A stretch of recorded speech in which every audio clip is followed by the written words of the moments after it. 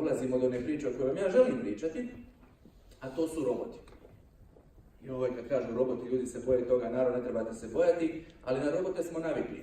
Kad pogledate autoindustriju, većina tih stvari je zamijenjena većinom procesa je zamijenjena sa robotima. Možda će Frane reći da će 5% poslova biti zamijenjeno, možda će biti više. Vidjet ćemo kako cijela ta priča napreduje, ali sigurno je zanimljiva stvar. Ono što sam se ja danas odlučio uz te robote, znači malo testirati cijelu tu priču, tako da ćemo biti puno priče, puno slajdova oko svega ovoga.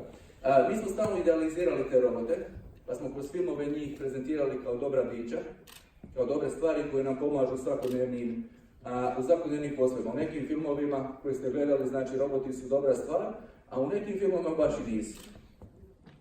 Pa smo imali ovakve scene.